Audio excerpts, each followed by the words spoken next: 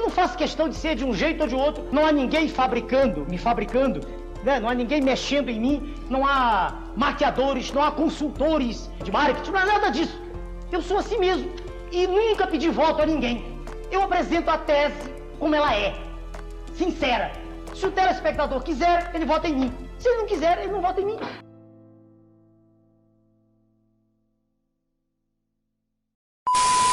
Quando o senhor jornalista diz que o meu modo foi motivo de mofa para a imprensa, tudo bem. Durante 5 anos, eu fui vítima de toda tentativa possível de ridículo, de transformar-me em algo assim que produz apenas risadas. Se o Criador me deu o dom de fazer rir, muito obrigado ao Criador. Agradecido ao Criador do Universo. Mas nos programas de 15 segundos eu era obrigado, dada a circunstância a qual eu tinha sido lançado, eu era obrigado a falar a uma velocidade de 3 a 4 palavras por segundo, o que é uma coisa terrível. Eu estava como que enjaulado e as mensagens tinham que ser tonitruantes, tinham que ser fortes para que marcassem. Não era apenas, como a grande maioria dos jornalistas repete, não era apenas meu nome Enéas, não era isso. Era uma mensagem forte, tão forte que marcou.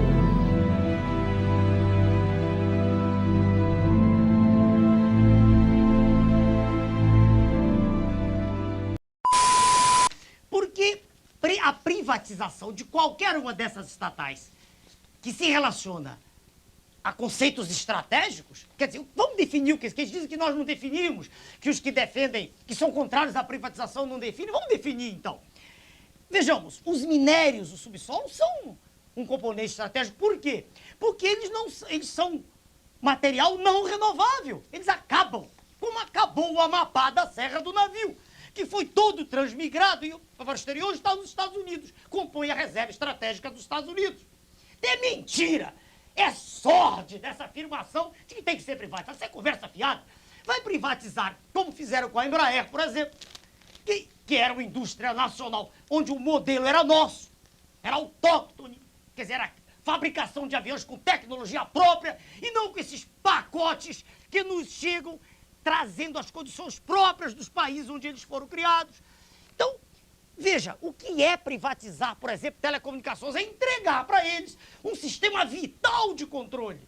O que é privatizar a Petrobras? É tirar de nós uma estatal poderosíssima, que deveria ser isso, ser ampliada para ser uma empresa de energia e não só de prospecção e de tratamento de petróleo, nada disso.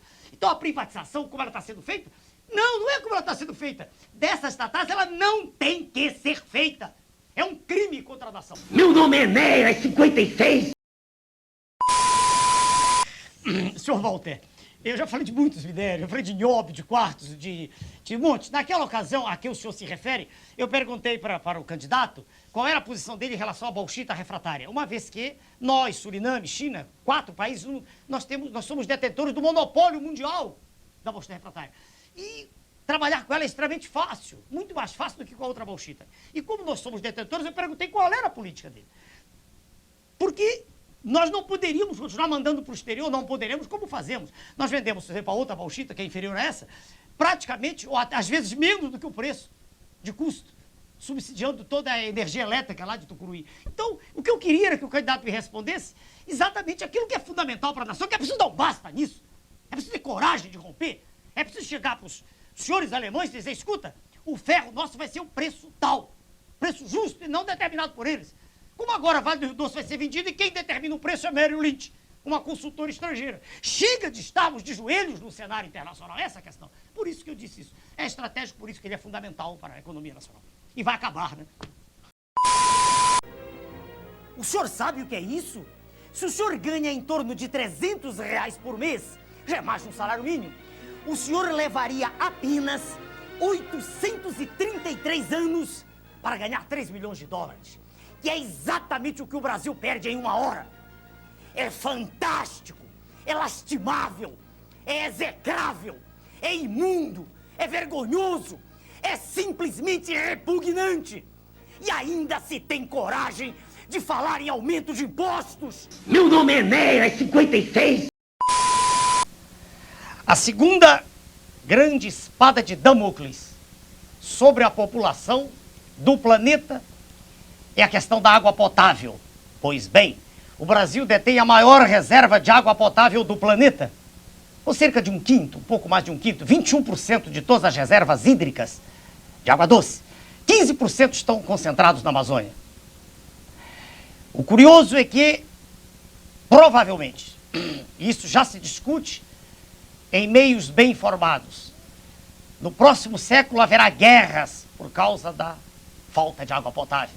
Basta lembrar do que já acontece, por exemplo, nos Estados Unidos, em que em algumas regiões já existem usinas de dessalinização para que se possa obter água potável para os cidadãos. Pois bem, a crise de água, a crise de energia, a crise de alimentos, a crise de matérias-primas, nenhuma delas é uma crise para o Brasil, uma vez que em nossa terra tão pródiga que Deus nos deu, como uma bênção, nós temos riquezas minerais que nos fazem ter o subsolo mais rico do planeta. Riquezas que vêm sendo transmigradas para o primeiro mundo, para os países ditos ricos, e que, de fato, não são ricos. São sim, estão sim, numa condição terrível, numa perspectiva de necessidade de sobrevivência a todo custo. O que faz com que nossa terra, em particular, e muitas outras do chamado terceiro mundo, estejam sendo exploradas para que nada nessas terras sobre, a não ser um conjunto de buracos vazios. Eu não vejo hoje mais no mundo moderno condição para que se fale de esquerda e direita. Esses conceitos são obsoletos, ultrapassados. O que eu vejo hoje é um processo mundial que está sendo alcunhado de globalização, né? É um processo de destruição do Estado Nacional. E vejo um grupo pequeno, né, preocupado, muito preocupado com isso, que defende ainda, que é chamado de conjunto de trogloditas, que defende o Estado Nacional Soberano. Então, eu estou desse lado, do lado menor. Meu nome é Enéas 56. Eu sou formado diplomado em medicina. Como médico, eu jamais poderia defender a pena de morte. Como estadista, veja o senhor, em chegando a um cargo desse gênero, o que eu faria, uma vez que essa decisão de uma seriedade extraordinária, era uma consulta à população, sem dúvida. Agora, como homem, eu sou capaz, no momento em que vejo uma criança ser eu sou capaz, eu tenho certeza que no momento desse é talvez capaz de matar uma pessoa. Respondi como médico, como homem e como estadista. Meu nome é Enéas 56. Só o conhecimento humano liberta a pessoa. O mal é mal porque ele é ignorante. Isso não é meu, isso é de Sócrates. Se o indivíduo mal soubesse que ele fazendo mal aos outros, ele no fim faz mal a ele mesmo, ele se corrigiria. É um processo educacional que acorrenta a fera em cada um de nós. Isso não é meu também não. Nada é meu. Eu leio os livros, eu estudo.